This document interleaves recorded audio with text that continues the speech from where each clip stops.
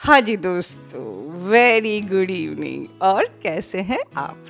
और रक्षाबंधन की आप सभी को हार्दिक शुभकामनाएं। और मैं उम्मीद करती हूँ कि आपका आज रक्षाबंधन बहुत ही अच्छा बना होगा। हालांकि सुबह सुबह ये मुहूर्त खत्म हो गया था। अब बात हुई रक्षाबंधन की, तो हमने आज डॉक्टर साहब को पकड़ ही लिया। भाई हमारे चैनल पे जो भी हमारी डीएफ्स इन फीमेल बॉडी हैं, जो बहनें हैं, कुछ तो आज उनको आपसे मिलना चाहिए। तो बनता है ना आज डॉक्टर साहब से बात होना। डॉक्टर साहब कैसे हैं आप? Fine and happy Rakshabandhan to you all. तो आप यहाँ हैं, ये सबसे बड़ा गिफ्ट है हमारी डीएफ्स के लिए, जो कि फीमेल बॉडी में है, बाकी सबके लिए भी है। मुझे जो सेशंस में अक्सर क्वेश्चन आता है, मैम ब्लॉकेजेस हमारे हील नहीं हो पा रहे हैं, तो मैं कहती हूँ कि डीएम से कैसे बातचीत हो रही है। मैम डीएम आते तो हैं पर बहुत ट्रिगर करते हैं और मुझे बहुत गुस्सा आती है। मैं बिल्कुल भी मैं how to not to react पे वर्क ही नहीं कर पाती हूँ, मैं ट्रिगर हो जाती हूँ। तो अब आज मेरा सवाल यही है कि जब डीएम का तो काम ही ट्रिगर करना होता है, ठीक है, तो जब डीएम ट्रिगर करते हैं और अगर डीएफ उस ट्रिगर पे उस ट्रिगर से और ट्रिगर हो जाती है, तो क्या होता होगा? उस डीएम पे क्या बीतती होगी? मैं क्योंकि आपसे एज ए डीएम जानना चाहती हूँ। वाह, सवाल आपका बड़ा ही ट्रिकी एंड वेरी इम्पोर्टेंट सवाल है एक्चुअली। हम सिर्फ अपने बारे में सोचते हैं और अपने बारे में ही सिर्फ जानना चाहते हैं, ठीक है। So it's a human nature कि भाई हम सुरक्षित रहें, बाकी देखा जाएगा। और इसी कारण से क्या होता है कि हम जो है, जो हमारी डीएफ्स हैं, वो कभी कभी लेज़ी हो जाती हैं इनर वर्क करने में या अपने आप को थोड़ा सा जो है चेंज करने में, जो कि उनके लिए बहुत ज़रूरी है। और डीएम का काम है आपको ट्रिगर करना, क्योंकि उसका जन्म ही हुआ है इस काम के लिए। और अगर वो अपना काम अच्छे से कर रहा है तो दैट मीन्स कि आप अगर ट्रिगर हो रहे हैं तो he is doing his best.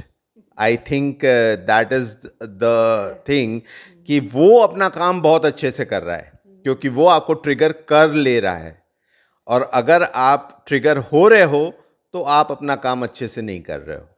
That means कि आपने अभी भी इनर वर्क ठीक से नहीं किया, या फिर आपने किया तो उस पर वर्क नहीं किया, या उसे अपनी लाइफ में अप्लाई नहीं किया। सीख तो सब कुछ लिया है पर आपने अप्लाई उसे नहीं किया है।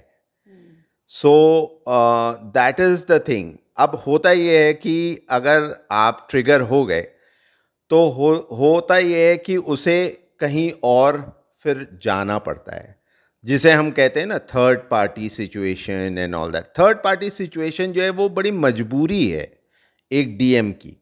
मजबूरी क्यों है? क्योंकि वो तो आया था आपको करेक्ट करने, आप करेक्ट हुए नहीं, तो उसे क्या लगेगा कि भाई चलो भैया कहीं जा कर के पिक्चर देख लेते हैं, मतलब एक तरीके से रिक्रिएशन कर लेते हैं।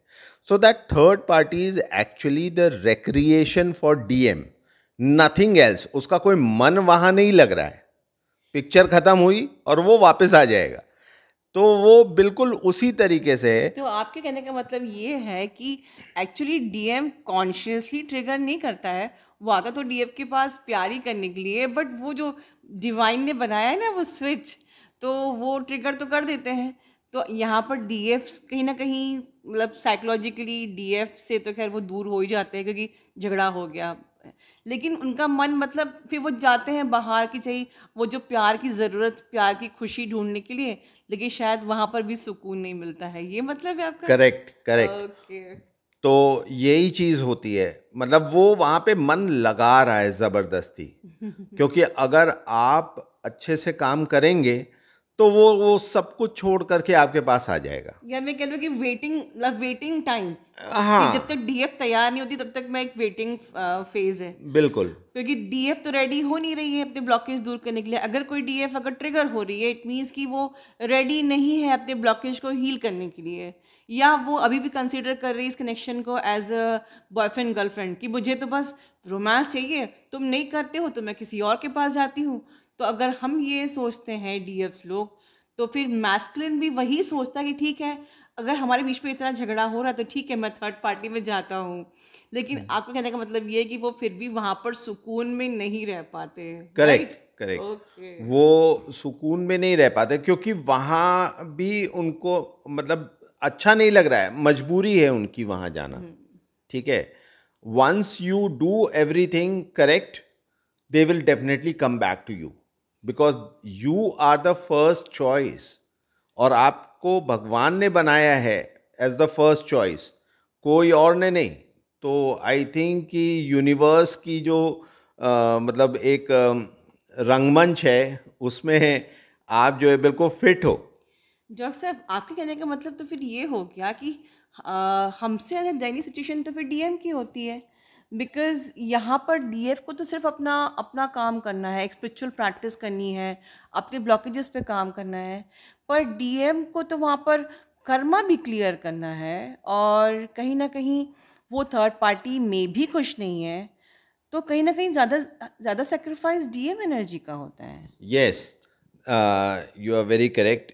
एक्चुअली जो है हमें ये लगता है ना, हमने पहले ही आपसे कहा था कि हम सिर्फ अपने बारे में सोचते हैं, बट सामने वाले पे क्या बीत रही है ये it's none of my business, मतलब एक तरीके से। ना तो वो घर का होता है ना घाट का। हाँ, वो सिचुएशन वैसे ही है कि मतलब वो वापस आ भी नहीं पा रहा है और वहां भी मन नहीं लग रहा है, लेकिन वो मजबूरी में फंसा हुआ है, बस और कुछ नहीं है। ना वो यहाँ आ पा रहा है, ना वहाँ वो अपने आप को क्योंकि उसकी आत्मा तो आपके पास है ना, तो वो आत्मा तो इधर खींचती है और शरीर जो है, दिमाग जो है वो उधर जा रहा है। सो आप मतलब समझ लीजिए कि क्या सिचुएशन है। तो थैंक यू डॉक्टर साहब, आपकी बात का जो मैंने जिस्ट निकाल रही हूँ कि समझ लीजिए कि एक मेजरमेंट है, ठीक है। अगर डीएफ ने 50% काम किया है तो डीएम भी 50% अट्रैक्ट होंगे डीएफ की तरफ, मतलब कि जिसको हम लोग कहते हैं ऑफ एंड ऑन, आना जाना। अगर डीएफ का 80% काम हो गया है तो 20% अभी भी डीएम थर्ड पार्टी में भागेंगे, यही मतलब है आपका? Correct. Okay, you have to be 100%। Very nice, so intelligent I am. Okay, तो मतलब कि अगर डीएफ 100% काम कर लेगी तभी डीएम 100% वापस लौट के आएंगे।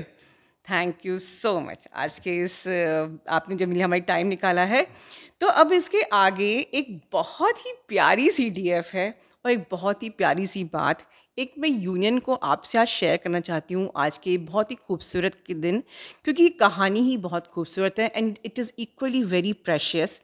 ये जो डीएफ है ये खुद एक मुस्लिम है और इनकी जो डीएम है वो हिंदू हैं, and yes they are in union, है ना? कितनी अच्छी बात।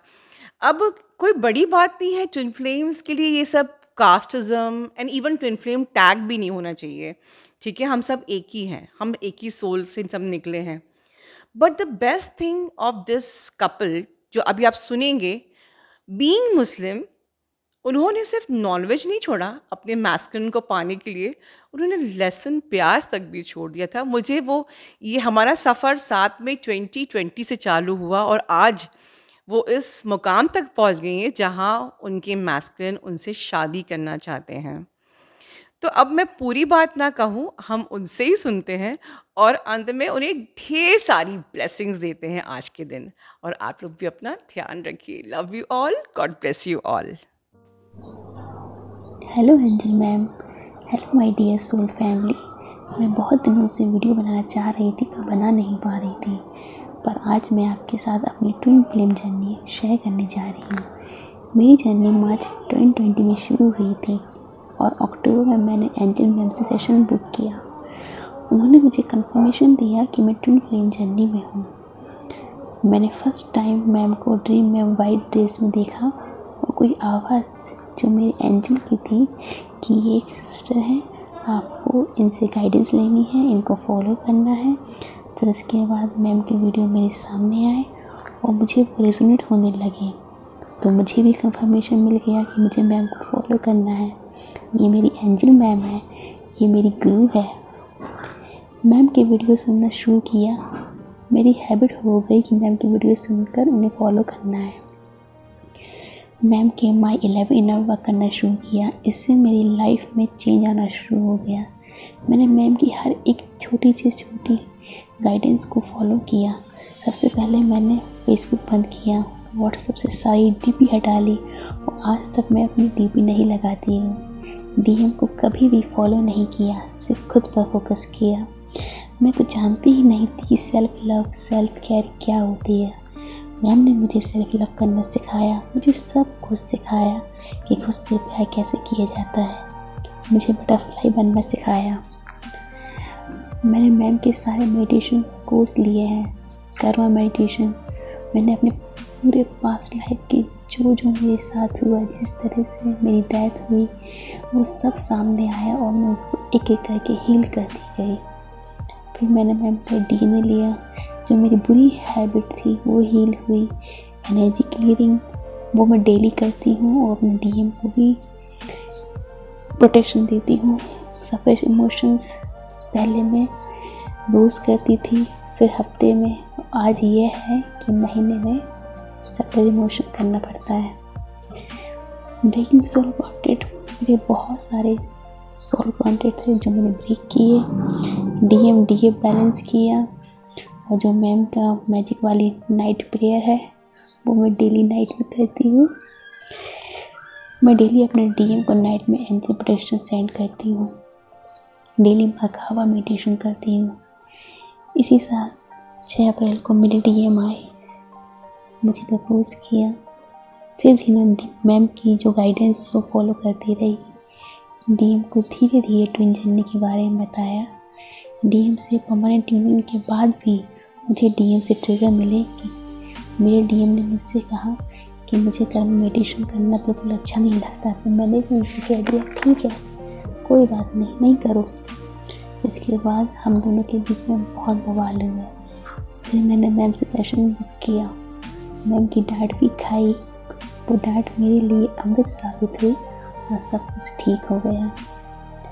नागपंचमी वाले दिन मैंने अपने डीएम को पूरी ट्विन जर्नी के बारे में स्पष्ट रूप से बता दिया कि ये ट्विन जर्नी है और ये इनर वर्क है, ये आपको करना ही पड़ेगा, नो चॉइस। डीएम ने सब इनर वर्क करना शुरू कर दिया। मेरे और मेरे डीएम का रिलीजन अलग है। मैं मुस्लिम हूँ और वह हिंदू है, वे भी मुझसे शादी करना चाहते हैं। इस ट्विन फ्लेम जर्नी में कोई रीजन मायने नहीं रखता। ये बात बिल्कुल सही है कि डीएम हमसे बहुत बहुत ज़्यादा प्यार करते हैं। उन्होंने मुझे सब कुछ बताया कि मुझसे दूर रहकर वे कितनी तकलीफ में थे। अब हम दोनों मिलकर छोटे छोटे फोकस करते हैं। मैं अपनी सोल फैमिली से बस ये कहना चाहती हूँ कि आप गॉड को सरेंडर करो, सिर्फ खुद पर फोकस करिए। मैम की जो भी गाइडेंस है उसको फॉलो कीजिए, अच्छे से इनर वर्क कीजिए, सिस्टमेटिक इनर वर्क कीजिए और मुझे और मेरे डीएम को ब्लेसिंग दीजिए कि हम दोनों मिलकर अपना सोल पर्पस पूरा करें, मदर अर्थ की वाइब्रेशन को बढ़ाएं। Thank you so much ma'am, मुझे ये सोल पर्पस करने का मौका देने के लिए। Thank you so much my soul family, मुझे सुनने के लिए। Thank you God, thank you universe, I love you.